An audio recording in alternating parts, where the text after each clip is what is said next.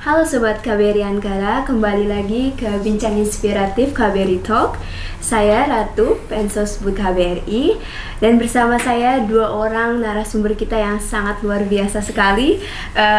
Sebelum kita mulai, boleh dong kalian perkenalkan diri dulu. Sebelumnya, halo semuanya, nama saya Muhammad Al-Fatih. Saya mahasiswa di Ankara University, jurusan Hubungan Internasional. Halo semuanya, saya Naura Arifah. Saya saat ini sebagai mahasiswi jurusan Statistika di Ankara University. Oke, kalian ini adalah tim PPI Ankara ya? Iya, benar. Kalau Naura sekarang jabatannya Ketua PPI Ankara. Kalau Arwani? Saya mantan wakil ketua. Mantan wakil, oke, bisa. Bisa. Boleh. Nah, kan kita tahu ya pada tanggal 6 Februari ada gempa Turki yang sangat mengguncang 10 provinsi, yaitu salah satunya Kahramanmaraş, Gaziantep, seperti itu. Dan KBRI memiliki program untuk mengevakuasi beberapa WNI yang terdampak akibat gempa tersebut. Nah, kalian sebagai PPI Ankara itu melakukan inisiatif yang luar biasa kayak gitu, karena kalian mengajukan diri kalian itu ibarat untuk menjadi relawan.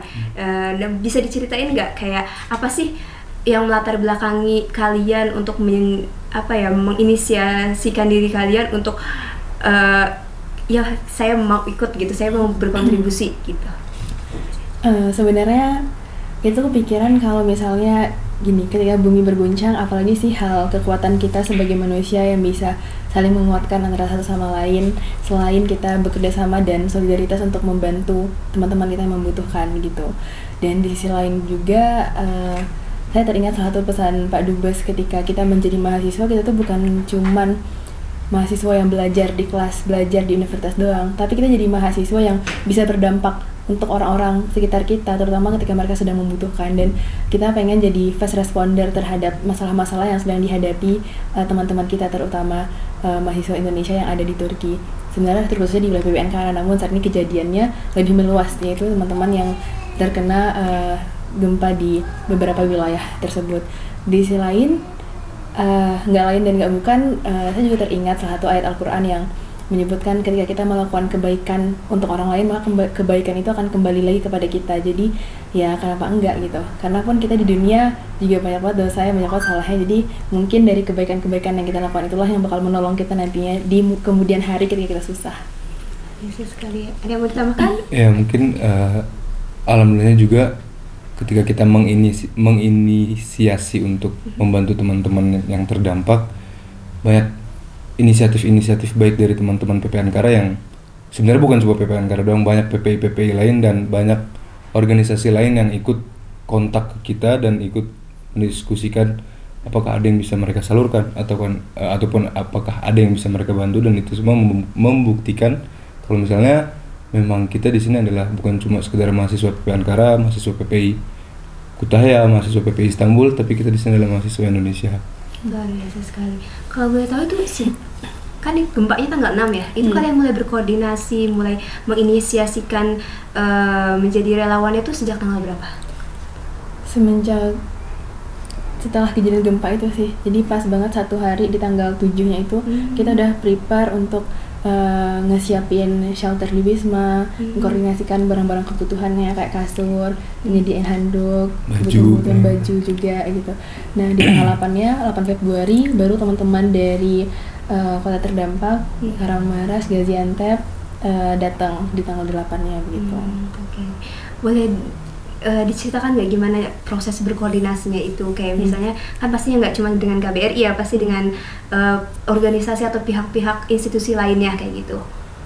Bisa jadi kalau buat masalah donasinya kita sebar pertama itu di grup keluarga mahasiswa PPI Ankara, lalu kita up juga di Instagramnya PPI Ankara, di storynya kita share kalau misalnya ada teman-teman dari wilayah terdampak yang akan datang dan mungkin bakal stay lama di Ankara seperti itu. Jadi kita membuka seluas-luasnya untuk teman-teman yang ingin menyalurkan kepada kita, jalur lewat kita, dan insya Allah kita bakal salurkan ke teman-teman yang membutuhkan seperti itu.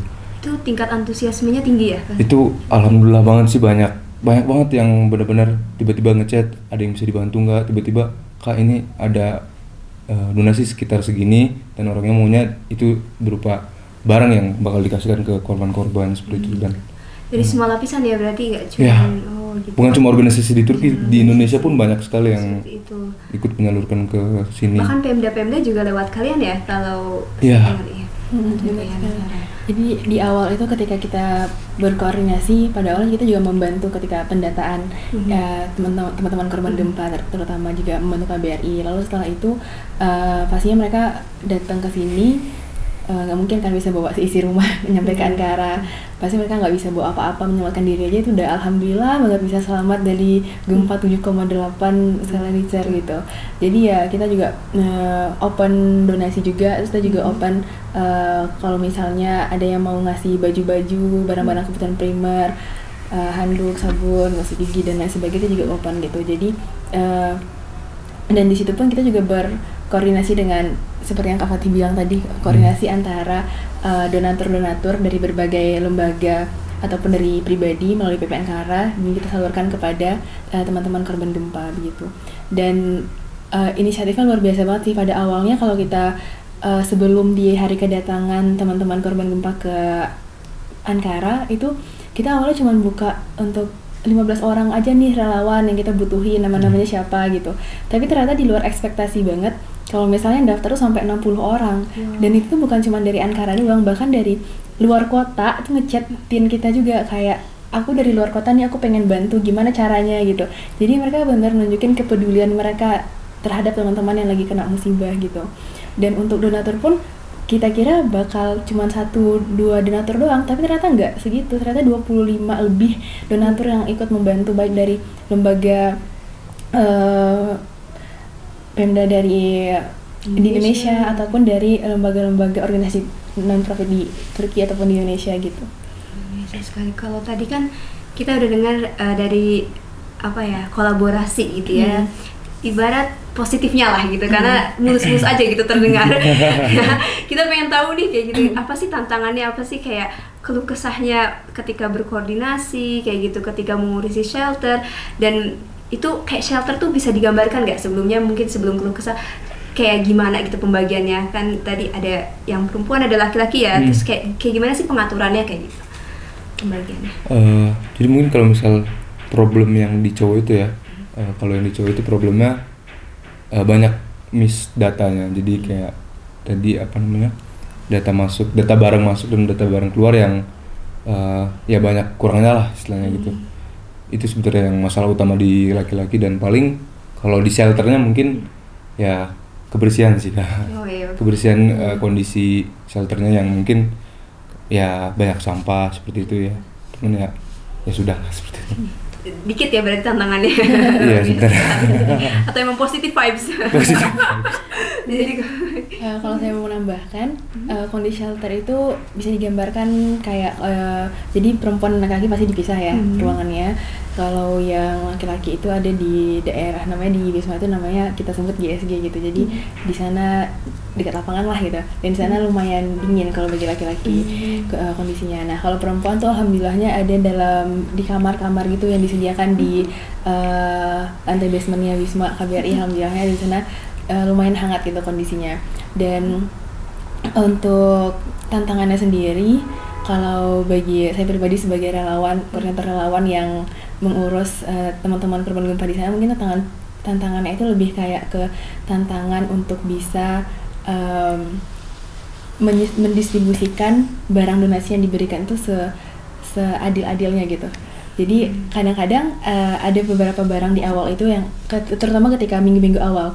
Jadi tantangan logistiknya itu berupa kayak barang yang nyampe itu mungkin nggak semuanya cukup untuk kita bagikan ke seluruh korban gempa. Jadi kita harus pilih-pilih kira-kira yang mana sih yang paling membutuhkan, itu yang kita dahulukan begitu. Jadi di sisi lain juga waktu awal itu contohnya kita kekurangan kasur waktu itu. Jadi kayak beberapa teman-teman masih tidurnya beralaskan karpet dan bed cover aja gitu. Jadi di awal tantangannya berupa tantangan logistik. Namun setelah beriring berjalannya waktu, mungkin di minggu kedua itu tantangannya lebih ke tantangan koordinasi, karena semakin banyaknya pihak-pihak luar yang ingin membantu, dan di situ tantangannya untuk bisa mengkoordinasikan donasi mereka itu tersalurkan dengan tepat kepada teman-teman korban gempa. Di sisi lain mungkin kalau akhir-akhir ini karena kita sebagai relawan PPN Kara dan kita sekarang udah masuk minggu kuliah, jadi tantangannya lebih ke waktu, gimana cara kita bisa membagi waktu antara perkuliahan itu sendiri dan menjadi relawan di membantu teman-teman di Wisma gitu. Jadi tantangannya itu sih, tapi nggak berarti lah tantangan-tantangan yang kita hadapin dengan apa yang terjadi sama teman-teman kita yang terdampak gempa di sana begitu. Luar biasa sekali. Tadi kan kalian berdua juga ngebahas tentang donasi ya yang dikirimkan dari berbagai macam institusi. Kalau boleh tahu, mungkin juga nanti penonton kita ada yang juga yang mau mengirimkan donasi gitu. Gimana sih cara proses kayak gitu? Kayak penyaluran dananya atau pertama bagaimana menghubungi kalian gitu, karena kan kalian garda terdepan nih kayak gitu. Gimana cara proses menghubungi kalian, kemudian kalian gimana caranya menyalurkannya kayak gitu, bisa diceritakan?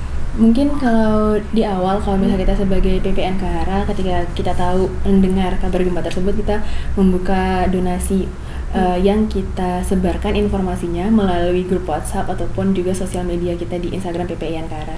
Nah, dari sanalah kita buka dalam rentang waktu kurang lebih 2 mingguan, dan di sana alhamdulillah terkumpul hampir mencapai 309.000 lira, 309.000 lira. Alhamdulillah banyak banget yang ngasih donasi begitu. Dan dari sanalah kita nanti bakal mengelompokkan gitu. Ada sebagian yang akan kita berikan untuk warga negara Turki yang terdampak, yang kita salurkan melalui AFAD ataupun untuk Kızılay. Dan sebagian lagi pun kita berikan kepada WNI yang terdampak, baik yang kita dievakuasi oleh KBRI ke Ankara ataupun WNI yang masih stay di sana di wilayah korban gempa dan mungkin mereka tidak bisa dievakuasi ke Ankara begitu. Itu kalau donasinya masih terbuka sampai saat ini atau udah tutup tuh? Dan untuk informasinya sekarang donasi sudah tertutup. Gitu. Jadi nggak ada yang bisa donasi dong nih. Dan alhamdulillahnya kita nutup donasi pun juga dengan kondisi di mana teman-teman kita yang WNI yang dievakuasi di Wisma kebutuhannya sudah terpenuhi begitu, kayak primernya alhamdulillah sudah terpenuhi. Terus untuk teman-teman WNI yang berada di luar Wisma begitu juga insya Allah udah kita bantu penyalurannya gitu. Jadi untuk kalau misalnya teman-teman WNI yang ada di Wisma, kita kan bisa ngasih langsung nih sama teman-teman yang ada di sana. Tapi kalau misalnya untuk WNI yang berada di luar Wisma, itu kita beberapa daerah yang masih bisa terjangkau oleh kargo, itu kita mengirimkan barang kebutuhan mereka ke sana melalui kargo gitu. Tapi bagi yang tidak bisa dikirimkan melalui kargo, itu sempat beberapa waktu lalu pihak KBRI juga membantu kita untuk melalui mereka yang akan berangkat ke wilayah tersebut dan dititipkan barangnya begitu. Dan list-list barang kebutuhan itu kita dapatkan dari yang korban terkena gempa langsung. Jadi mereka list, "Mbak, saya butuhnya ini. Ya udah kita packingin dalam kardus, kita kirimin ke kargo kalau bisa. Kalau enggak ya kita titipin lewat KBRI yang berangkat ke sana begitu." Oke, tadi dari penjelasannya padat banget ya. Sehari-hari kayak banyak banget yang diurus, ada shelternya, ada logistiknya, ada koordinasi dengan institusi-institusi lain. Bisa diceritakan nggak kayak daily life kalian kayak gitu? Gimana sih kayak sehari-hari, misalnya dari mulai pagi deh kayak gimana? Apakah langsung lihat chat WhatsApp nih apa gitu yang harus dibalas kayak gitu? Sampai malam pasti kalian begadang juga nih kayaknya. Mungkin kalau misal masalah daily life ya Kak, biasanya tuh jadi kita tuh udah nentuin shift-shiftan per relawan, karena emang kan nggak bisa juga kita datangkan semua relawan 60 ke Wisma semua, jadi kita bagi shift-shiftannya. Jadi ada yang pagi, terus sore, lalu jaga malam ini nginep di Wisma sampai pagi lagi. Dan ada beberapa koordinator juga yang ya untuk mengkoordinir teman-teman relawan seperti itu. Terus biasanya kalau daily life, kalau mungkin ya misal datang buat kamu pribadi deh. Ya boleh ya Kak. boleh. Jadi misal nanti saya jaga malam nih, itu datang sekitar ya jam 8 jam 9 ke Wisma, lalu biasanya berkoordinir dengan koor-koor yang sebelumnya udah jaga dari kemarin, jadi kayak ada apa aja segala macem. Lalu ya udah paling makan malam, terus ngerekap data kan. Biasanya kadang setiap hari ada barang yang masuk, ada barang yang keluar dari mana, berapa jumlahnya segala macam, itu kita data pas malamnya. Terus mungkin ya sampai malam lah, mungkin jam sekitar ngobrol-ngobrol sama teman-teman relawan, sama teman-teman yang terdampak, ya sharing-sharing lalu tidur. Nah untuk waktu sebelum teman-teman kan beberapa ada yang udah pulang ke Indonesia Kak. Nah itu sebelumnya kita tuh bikin agenda lah, jadi kayak supaya mereka nggak terlalu boring di Wisma, jadi kita bikin agenda. Contoh waktu itu tuh ada konser, jadi seru ya. ya biar bergembira lah seperti itu. Jadi kayak ada konser, ada pengajian, ada senam, ada sharing session, ngerajut buat yang cewek-cewek, ada ngerajut. Terus ya itulah kurang lebih garis besarnya, dan itu 1 minggu itu insya Allah setiap harinya ada kegiatan-kegiatan yang kita koordinasikan buat teman-teman lah gitu. Dan emang biasanya yang paling rame itu di konsernya lah, nyanyi bareng, joget-joget, ya Kak. Mereka kalau udah diputar dangdut dah itu daripada goyang. Lupa semua kalau mereka korban lupa gitu. Tapi dangdutnya keluar, aduh sedih lagi. Seperti itu mungkin Kak. Selain itu ini sih Kak, ada juga kita ngadain nobar, nonton bareng waktu malam minggu kemarin. Terus kita juga ngadain, jadi alhamdulillahnya waktu itu ada satu momen dimana teman-teman yang menjadi korban gempa itu mendapat kejelasan gimana kelanjutan hidup mereka. Maksudnya kayak apakah mereka bakal stay di Turki ataupun mereka pulang ke Indonesia, dan alhamdulillahnya waktu itu ada pilihan untuk mereka, apakah mereka ingin pulang ke Indonesia dengan pesawat gratis yang disediakan oleh pemerintah gitu, dan juga stay di Turki dengan diberikan settlement fund sekian lah gitu. Nah di itu tuh kita juga ngadain nih ketika mereka berangkat ke Indonesia tanggal 23 kalau nggak salah, itu di tanggal hari Minggunya tuh kita ngadain malam perpisahan, karena kita benar-benar ngerasa kita dapatin keluarga baru, teman-teman baru. Karena di situ kalau pribadi saya benar ngedengerin ketika mereka dari awal datang tuh ngedengerin gimana ceritanya, gimana perjuangan mereka untuk bisa keluar dari reruntuhan, gempa, ya trauma yang mereka alami. Saya dengar sendiri dengan telinga dan mata kepala saya ngeliat sendiri gitu. Di sisi lain kemarin juga kita mengundang psikiater untuk membantu teman-teman meriliskan trauma yang mereka alami, bisa untuk cerita lah gitu. Jadi nggak mumet sendiri dirasain sama mereka gitu. Mereka punya tempat cerita gitu sih. Kalau soal daily life saya sendiri mungkin kurang lebih sama sih kayak Kak Fatih tadi. Jadi tapi pagi-pagi itu uniknya, kalau orang-orang mungkin biasanya kebangun sama alarm gitu ya. Kalau saya kebangun sama dering telepon. Mbak, ini ada ini Mbak, ayo Mbak ditunggu ya. Aduh, gitu. Pagi-pagi tiap hari itu awal-awal tuh emang banyak banget telepon masuk yang tanya tentang korban gempa, mau nyalurin bantuan atau koordinasi sama KBRI dan lain sebagainya sih kalau daily life. Oke, sejauh ini cukup menarik ya apa yang kalian udah alami, rasakan, dan lakukan gitu. Itu bisa diceritakan nggak pengalaman, kalau bisa dibagi 3 kategori nih, pengalaman terunik, pengalaman yang menyedihkan, sama pengalaman yang melelahkan lah gitu. Bisa diceritain nggak bagian mana nih, momen mana sih yang menurut kalian satu-satu deh bisa dijawab yang terunik? Mungkin kalau buat saya sih yang paling unik tuh saya bisa bertemu dengan kakak kelas saya yang udah 3 tahun nggak ketemu, tapi qadarullah malah bertemunya dengan keadaan seperti ini. Meet up ya jadi. Iya, jadi kayak gimana bang kabarnya segala macam. Jadi kayak ya sayang sekali maksudnya bisa bertemu dengan kondisi seperti ini. Itu mungkin yang paling teruniknya. Kalau yang paling menyedihkannya sih ya saya juga sering cerita-cerita lah sama teman-teman yang terdampak, kayak bagaimana ketika gempa itu terjadi mereka berusaha untuk menyelamatkan nyawa mereka masing-masing, keluar itu nggak pakai sepatu, sedangkan waktu itu kan masih musim dingin ya. Sedangkan musim dingin kan ya kita harus pakai kaos kaki 2, mungkin kan pakai celana thermal, dan mereka keluar cuma nggak pakai sendal, celana training, cuma pakai kaos oblong. Dan mereka tuh kayak katanya jadi di jalan-jalan tuh orang-orang misalnya ada ngeliat orang yang nggak pakai sepatu dikasihin sepatu, jadi kayak sama orang yang nggak dikenal gitu. Jadi kebetulan mereka bilang kayak waktu itu tuh bang, gue tuh keluar nggak pakai sepatu, nggak pakai jaket, gue cuma pakai kaos oblong doang, kaos apa sih namanya, letbong, yang ya kaos gitu, cuma keluar pakai itu doang. Terus di jalan tuh tiba-tiba ada yang ngasih jaket, di jalan tuh tiba-tiba ada yang ngasih sepatu, dan itu wah tuh mukjizat ya gitu. Iya, maksudnya wah kebetulan yang benar-benar wah banget lah gitu maksudnya. Terus kalau buat yang melelahkan sih paling ketika ngambil barang mungkin sih Kak, kayak ngambil barang ke mana, terus ngantar lagi ke Wisma, itu yang mungkin yang paling melelahkan. Luar biasa sekali. Kalau Naura? Paling unik Kayaknya lebih ke paling seru deh kayaknya. Paling seru itu ketika itu sih yang konser tadi. Terus bisa ngelihat bakat-bakat mereka juga bisa tersalurkan lah dengan wadah. Lagunya apa nih kok kayaknya seru banget lagunya, pokoknya semua bisa bergoyang.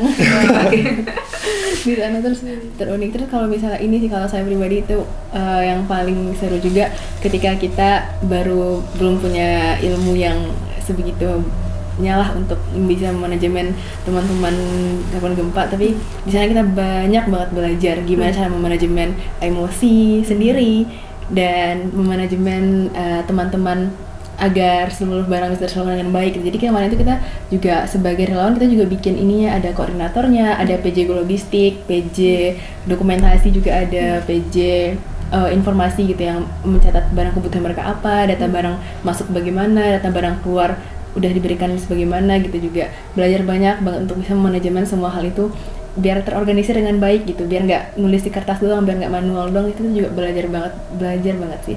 Dan semoga sih itu pengalaman-pengalaman yang bakal kita gunain di masa depan nanti juga gitu. Bahkan kemarin itu sempat kita bikin ini, sebenarnya ada website relawan gitu loh, kita bikin PPI Ankara. Tapi itu cuma untuk internal kita doang waktu itu, karena sebelumnya itu kita pakai Excel. Jadi kan lumayan lah ya, lumayan rapi gitu. Tapi kita pengen yang lebih unik gitu. Jadi ada salah satu teman kita, Kak Afif juga, yang waktu itu bikin website itu tentang relawan. Maksudnya dibikin lebih menarik lah gitu. Jadi misalnya nih PJ koordinasi, terus tugas-tugasnya apa, terus nanti ngapain aja, terus data per hari itu, data barang masuk gimana, data barang keluar gimana, donasi masuk berapa, donasi keluar berapa, hal-hal kayak itu lah yang menantang banget dan unik sih. Maksudnya kayak itu kan pertanggungjawabannya kita, emang PPI Ankara tuh sebagai hanya menyalurkan gitu, bukan untuk kita. Jadi itu tanggung jawabnya menurut saya lumayan besar, dan itu menantang dan seru sih ketika harus manajemen hal-hal seperti itu. Kalau pengalaman menyedihkannya itu sih tadi, kayak di awal sempat waktu ketika itu saya waktu itu lagi di dapur Wisma gitu. Terus kayak di sisi lain ada lagi cerita gitu kan, lagi sedih, nangis, butuh pendengar lah gitu. Di sisi lain tiba-tiba dia masuk gitu, kak di kamar aku lagi ada masalah ini, tiba-tiba kayak gini. Wah, itu dia kayak di saat yang bersamaan tuh semua orang, maksudnya di saat yang bersamaan tuh harus ngadepin dua orang yang berbeda dengan masalah yang berbeda gitu. Jadi ya itu sih sedih juga ketika dengar cerita dari mereka. Bahkan ada yang dari lantai 7 yang susah untuk keluar. Bahkan kemarin alhamdulillahnya nggak terlalu banyak teman-teman kita yang terluka gitu secara fisik, tapi kalau terluka secara batin ya trauma pasti mereka alami gitu. Jadi ngedenger langsung sih, jadi kayak sedih banget itu. Bahkan di awal-awal itu aku dengar di hari pertama waktu jadi relawan itu, kan bukan cuman orang dewasa atau remaja doang yang sebagai korban, tapi juga ada anak-anak. Waktu itu dia bilang gini, kayak kok kamu belum tidur sih, kan ini udah jam 12 malam, aku bilang gitu. Terus dia bilang, enggak kok, aku nggak bisa tidur, kata aku nggak mau nutup mata, kata aku takut ada deprem lagi, katanya gitu. Terus ya kayak maksudnya masih iya, apalagi kan waktu itu kejadiannya jam 4.17 yang mana waktu itu mungkin orang-orang masih pada tidur, jadi mungkin dia agak takut gitu kalau misalnya tidur, dan takut kejadian itu terulang lagi gitu. Hal-hal kayak itu yang aku dengar, dan ya sedih banget sih waktu itu dengar. Dan apalagi aku dengarnya waktu itu bukan cuma dari satu orang, dari kayak hampir dari seluruh cerita mereka aku dengar gitu. Karena di sana kan kita sebagai relawan jadi yang paling dekat sama mereka, yang mereka butuh apa kita kasih, mereka mau apa gitu kita bantuin untuk bisa memenuhi hal tersebut gitu. Kalau yang paling apalagi itu melelahkan. Oke. Melelahkan apa ya? Melelahkan secara fisik pasti semua orang ngalamin sih, kayak aku rasa kurang tidur dan lain sebagainya. Tapi melelahkan, mungkin ini sih kalau dari POV aku, yang aku dengar dari teman-teman relawan juga, mungkin melelahkan itu ketika Wisma lumayan jauh ya lokasinya di Ankara. Di sisi lain kita punya pusat kota juga nih yang untuk beli barang-barang kebutuhan. Nah, mungkin yang melelahkan itu bagi POV yang aku dengar dari teman-teman aku, kayak capek sih kalau misalnya beli barang-barang dengan jumlah yang banyak, sekali beli 15 pieces, sekali beli baju 20 terus ini sih kan misalnya pindah-pindah itu dalam satu hari gitu, karena kita nggak bisa misal besok nggak bisa gitu, karena harus segera dikasih gitu barang-barang yang mereka butuhin waktu itu. Jadi ya itu sih mungkin mobilisasi ya mungkin itu sih ya tantangan. Wow, itu cukup sangat insightful kayaknya. Kan kalian anak muda nih, untuk menutup kayaknya kita udah mengupas semuanya. Ada lagi mau disampaikan? Cukup sih kayaknya. Cukup ya. Aku mau nanya ini nih, apa kesan-pesan kalian gitu buat anak muda yang menonton, atau mungkin buat orang seluruh lapisan masyarakat juga boleh kayak gitu. Kayak pesan-kesan kalian, atau mungkin yang memotivasi atau yang berkesan, apapun itu bisa disampaikan kepada penonton. Silakan. Dari siapa? Dari Kak Fatih lah. Mungkin untuk kesannya sih sangat apa ya, sangat membekas banget, kayak kita bisa bertemu dengan teman-teman baru sebenarnya, walaupun dengan kondisi yang emang seperti itu.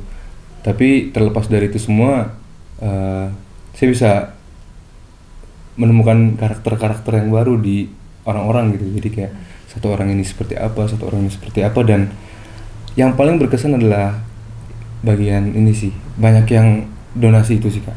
Jadi kayak orang-orang banyak banget yang ngasih donasi ke kita, dan mereka tuh kayak melupakan latar belakang mereka. Maksudnya melupakan latar belakang mereka tuh kayak tidak mementingkan kami dari organisasi ini segala macam, kami dari PPI mana, kami dari ini segala macam, tapi mereka itu jadi kayak apa yang dibutuhkan sama teman-teman yang terdampak, kasih tahu ke kami bakal penuhi, insya Allah kami bakal penuhi. Dan itu kayak wah, ini ngebuktiin bahwa memang masih banyak masyarakat Indonesia yang rasa kepeduliannya itu benar-benar tinggi gitu. Jadi kayak ya itu sangat berkesan banget sih sama saya. Dan mungkin kalau buat pesannya, selagi masih muda, mungkin teman-teman semua bisa memunculkan rasa kemanusiaan yang tinggi dan bisa melihat mungkin dari paling deket lah, nggak harus ke, misal sekarang kan karena lokasinya ada di Turki, nggak harus untuk ke Turki, mungkin bisa dilihat di lingkungan rumah, di lingkungan sekolah ataupun segala macam. Misalnya ada permasalahan apa, ikut ambil andil untuk memecahkan masalah itu, ikut mencari solusi untuk memecahkan masalah itu. Mungkin itu sih dari saya Kak. Luar biasa inspiratif. Tepuk tangan dulu. Aduh, keren banget emang Kak Fatih. Kamu mungkin Laura? Aku apa ya, kayak udah komplit banget ya yang Kak Fatih sampaikan tadi. Mungkin aku cuman sedikit aja sih kesan selama aku menjadi relawan membantu teman-teman korban gempa dari wilayah kota terdampak. Ketika menjadi relawan, ternyata aku sadar bahwa kita bukan cuma memberikan bantuan, tapi kita juga memberikan harapan dan kekuatan baru untuk mereka bisa menata hidup mereka kembali. Itu aja sih. Oke, kalau pesannya? Pesannya selagi kita masih bisa bernafas, masih bisa nolongin orang, jangan tunda besok karena kita nggak bakal tahu kapan pertolongan itu akan kembali lagi kepada kita. Luar biasa sekali, tepuk tangan lagi ya. Oke, terima kasih banyak ya untuk Arwani. Oke, Fatih Kak. Fatih ya. Ini namanya. Aduh, salah. Untuk Fatih dan untuk Naura, terima kasih banyak udah meluangkan waktu di sela-sela kesibukan kalian. Semoga semakin inspiratif buat seluruh kalangan muda dan juga seluruh lapisan masyarakat Indonesia. Tetap semangat, sehat-sehat selalu ya. Oke, terima kasih semuanya Sobat KBRI Ankara. Sampai jumpa di KBRI Talk lainnya.